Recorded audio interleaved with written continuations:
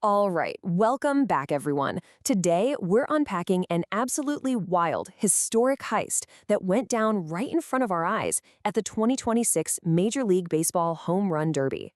I am so pumped to take you through this breakdown of how a hometown Goliath was shockingly taken down in one of the most electric sporting exhibitions we've seen in years. If you're a fan of seeing how deep-level strategy, raw power, and just a totally unhinged crowd atmosphere all collide, well, you're in the exact right place for this explainer. So, to really get a grip on what happened at Citizens Bank Park, we gotta look at the perfect storm that brewed that Monday night.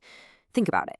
What actually happens when you mix a completely revamped rulebook, a crop of young hitters armed with terrifyingly advanced batted ball analytics, and 40,000 relentlessly booing Philadelphia fans? Well, you get a totally unscripted, high-stakes drama where hard data violently collides with raw human emotion. Let's break down the mechanics that set this whole thing in motion. Okay, let's dive right into section one, a whole new derby. The entire landscape of the derby was flipped upside down before a single pitch was even thrown. Major League Baseball completely overhauled the rulebook for 2026, and it radically shifted the strategy for every guy stepping into the box.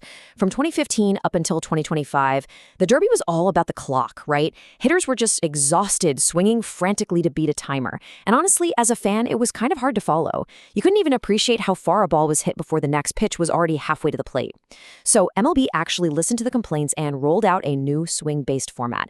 This essentially slowed the whole pace down, gave us time to actually track the distance of every single moonshot, and forced the hitters to focus on precision and efficiency over just frantic cardio. And here's how that new pacing actually shakes out. In round one, there were no head-to-head brackets. All 8 players just got 20 swings, and the top 4 home run totals advanced. Simple enough. Then it shifted to 15 swings for the second round and 15 swings for the final. But here is the absolute kicker. If a player's final swing of a round was a home run, they got to keep swinging until they made an out. Keep that specific rule in the back of your mind because it's going to become absolutely crucial by the end of this explainer. Moving on to section 2, the analytics of power. With the timer gone, the premium shifted from endurance directly back to raw, unadulterated power. And heading into the event, the underlying data was flashing some massive warning signs that the veteran favorites were about to get seriously challenged by a group of super powerful young dark horses. Just listen to these elite bat speeds. Junior Caminero, Jack Caglione, and Jordan Walker came into the Derby armed with absolute secret weapons. In a batting practice format where the pitch comes in slow and the hitter has to supply all the exit velocity, bat speed is king. Tampa Bay's Junior Caminero was swinging at an absurd 80.8 miles per hour. Caglione and Walker were right on his heels.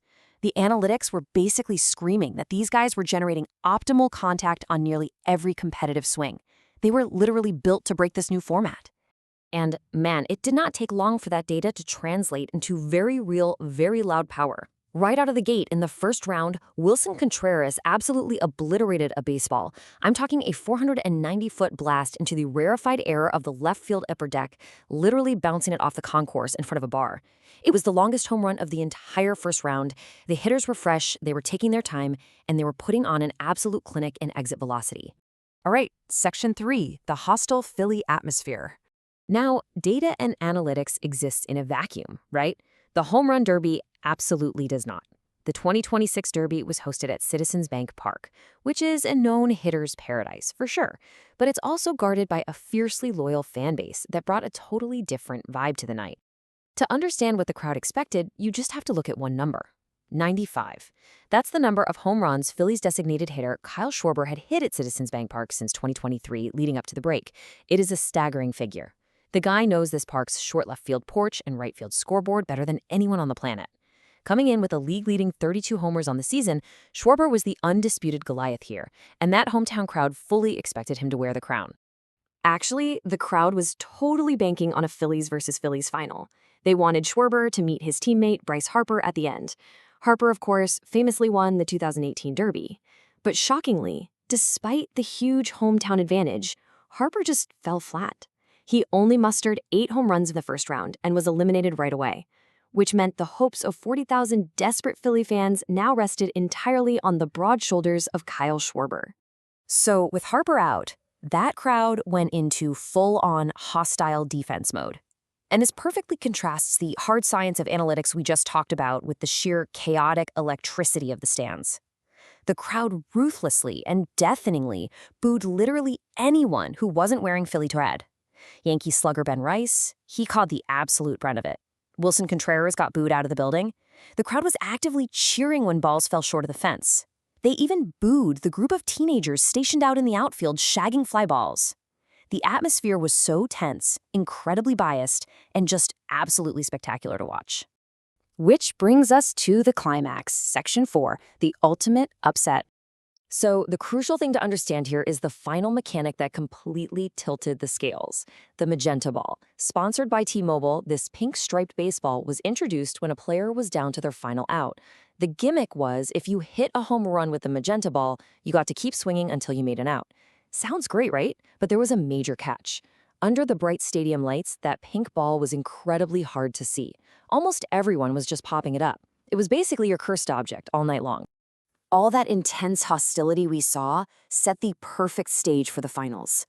Schwarber did exactly what the analytics and the fans expected him to do. He dominated his way to the last round, putting up a monstrous 11 home runs on his 15 swings. The crowd was going absolutely nuts. And waiting for him was the 24-year-old St. Louis Cardinal Jordan Walker, the young dark horse with that elite bat speed we talked about, who seemed totally unfazed by the jeers.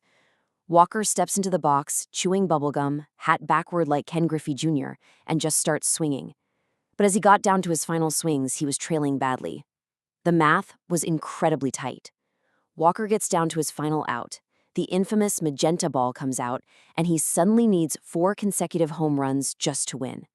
One mistake, one pop-up, one warning track flyout. And Schwarber takes the trophy. And honestly, this brilliantly illustrates exactly why sports are just so unpredictable. Walker somehow figures out how to track the magenta ball. He hits one, then another, then another. He rattles off 4 straight just to tie it up, instantly sucking all the air out of the stadium. And he doesn't stop. On his final swing, he blasts his 6th consecutive home run 401 feet directly off the center field fence. He snatched the victory right out of Schwarber's hands, silencing 40,000 Philly fans in a split second while fireworks exploded overhead. Unbelievable. It was just an unbelievably clutch performance, made so much sweeter by that hostile environment. When he was asked about overcoming those relentless jeers from the Philly faithful, Walker dropped an absolutely savage postgame remark. He said, "I was once told you don't boo nobodies, so it feels pretty good." Boom. The ultimate mic drop on a historic night. Walker's incredible comeback proved that, yeah, data can predict raw power, but it's the human element under pressure that actually crowns a champion. But it does leave us with a really fascinating question as we wrap up this explainer. Does this new, slower, swing-based format finally perfect the home run derby? Or, by completely removing that fatigue factor, will these young hitters with their highly optimized bat speeds and swing paths eventually just break the event entirely? Well, I guess we'll just have to wait for next summer to find out. Thanks so much for learning with us, and we'll catch you in the next explainer.